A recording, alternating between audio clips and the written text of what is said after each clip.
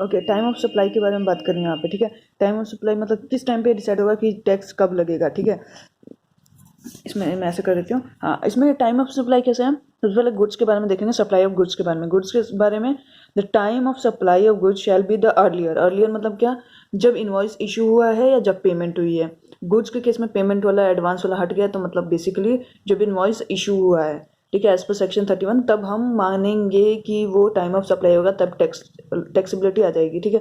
फिर ये 1,000 रुपये की बारे में बात करते हैं कि अगर आपके इनवॉइस से 1,000 रुपये ज़्यादा आपको मिला है, तो आप उसको अपने ऑप्शन के हिसाब से उसको एडवांस भी ट्रीट कर सकते हैं, या फिर कुछ भी ट्रीट, या फिर जब नेक्स्ट टाइम एडजस्ट कर सकते हैं, इसमें कोई दिक्कत नहीं है। फिर यहाँ पे फिर कोई ऐसी कोई दिक्कत नहीं है। फिर जो मोस्ट इंपॉर्टेंट आता है यहाँ पे रिवर्स चार्ज वाला। Reverse charge in case of goods and supply, दोनों गुड्स एंड सर्विसेज दोनों इंपॉर्टेंट है। यहाँ पे हम सबसे पहले बात करेंगे reverse charge in context of supply of goods, ठीक है। पहला, जब आपको, अब सपोज मैंने कोई सामान खरीदा है, ठीक है, अब मेरी लायबिलिटी कब बनती है, टैक्स पे करने के अंडर रिवर्स चार्ज, ठीक है। पहला, मेरे को जब सामान रिसीव हुआ तब। दूसरा, जब मैंने पेमेंट करी, तो पेमेंट वाले में हमेशा दोनों देखते हैं, फिर जब मैंने बुक्स ऑफ अकाउंट में डेबिट किया, फिर जब मैंने मेरे बैंक अकाउंट में हुआ है, जो भी विच एवर इज अर्लियर, ठीक है। तीसरा, मोस्ट इंपॉर्टेंट, 30 दिन इनवॉइस जब इश्यू हुआ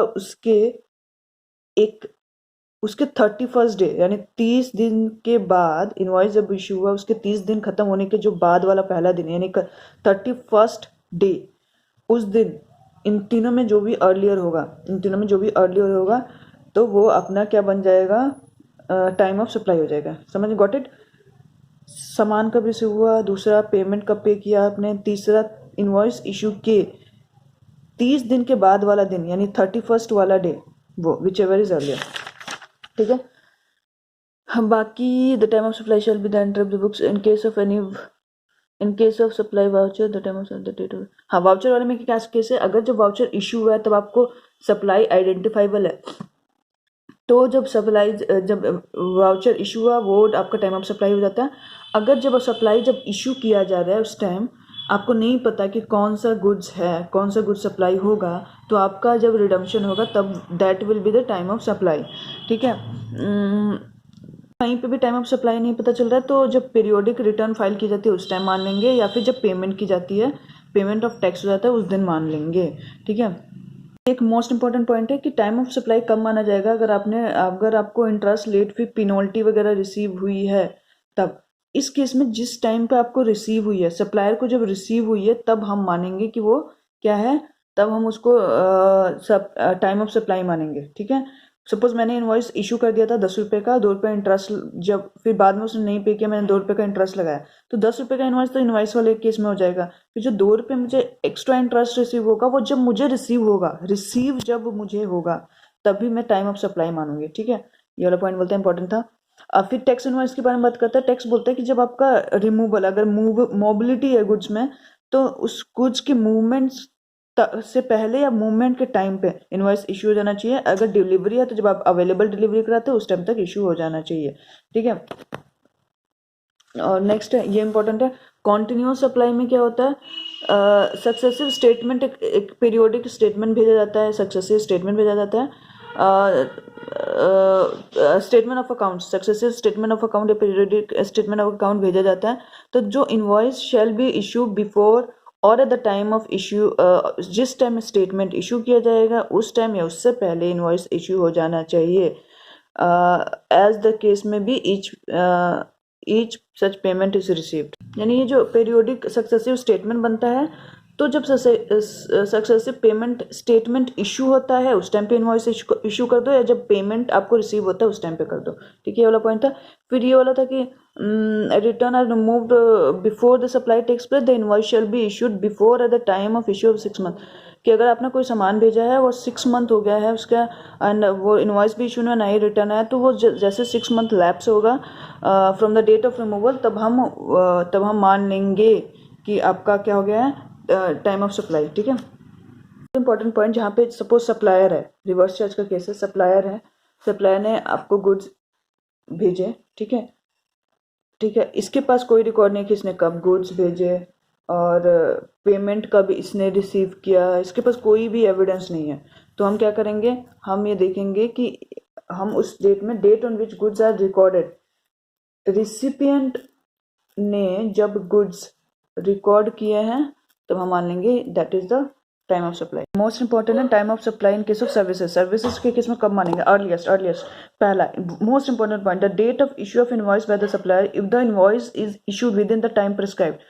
invoice within time prescribed अगर इशू हो गया है तो date of receipt of payment और invoice issue which ever is earlier मान लेंगे। इनवॉइस ध्यान से सुनो, इनवॉइस अगर टाइम पे इशू हो गया है तो डेट ऑफ इनवॉइस और date of receipt of payment whichever is earlier मान लेंगे। बट अगर आपका जो डेट जो इनवॉइस है वो टाइम पे इशू नहीं हुआ है, टाइम लैप्स हो चुका है, आपका इनवॉइस नहीं इशू किया है, तो डेट ऑफ जिस दिन सर्विसेज प्रोवाइड हुआ है, प्रोविजन ऑफ सर्विसेज था उस दिन, ठीक है, और पेमेंट, इन दोनों को कंपेयर करेंगे। अब हमें फिर इनवॉइस डेट से कोई मतलब नहीं है, इनवॉइस डेट का खत्म कब हुआ हमें उससे भी मतलब नहीं है।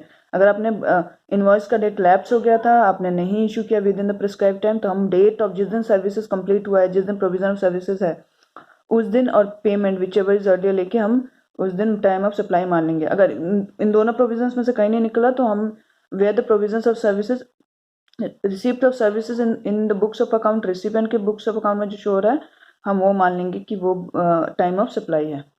1000 को हम इग्नोर कर सकते हैं, यहाँ पे भी ये लिखा है।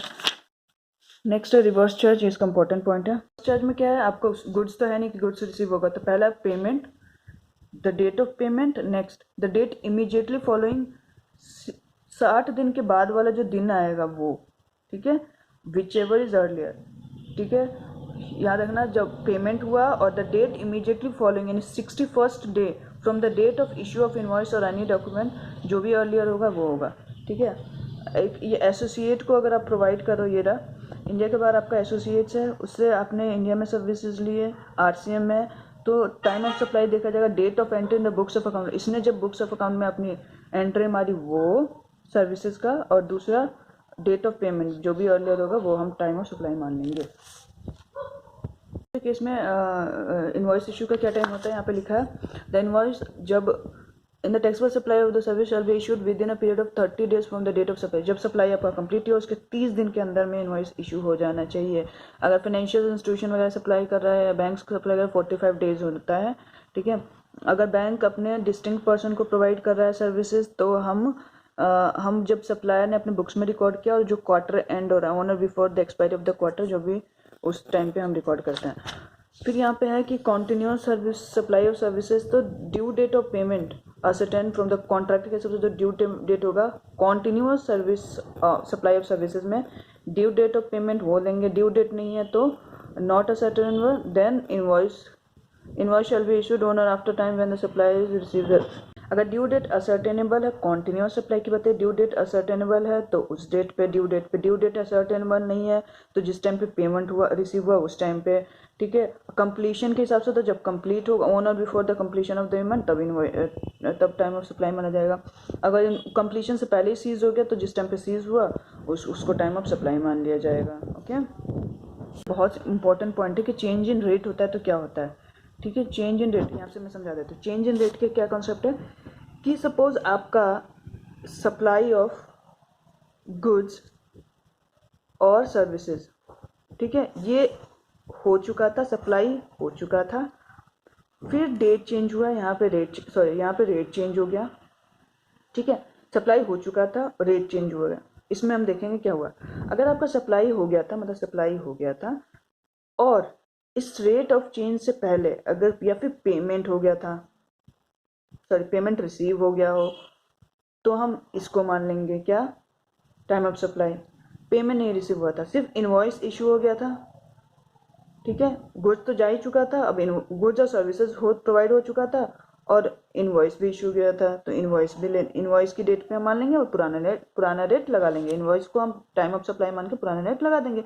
ऐसे अगर इनवॉइस नहीं, अभी जो मैंने पहले बताया था, पेमेंट रिसीव हो गया तो पेमेंट वाले डेट को मान के पुराना रेट लगा देंगे, ठीक है। बट सपोज सिर्फ सप्लाई ऑफ गुड्स और सर्विसेज हुआ था, इनवॉइस ना इशू हुआ था ना पेमेंट हुआ था, तो ऑब्वियसली इनवॉइस और पेमेंट रेट चेंज के बाद होगा, यानी नए वाले रेट के अंदर में हुआ होगा। तो इसमें से जो विचओवर इज अर्लियर, जो सबसे पहले हो जाता है, उसको हम टाइम ऑफ सप्लाई मान लेंगे और नया रेट लगा देंगे, ठीक है। अब आते हैं यहाँ जहाँ पे ओल्ड रेट ये कट ऑफ डेट जहाँ पे चेंज हुआ है, यहाँ से न्यू डेट स्टार्ट हो गया था।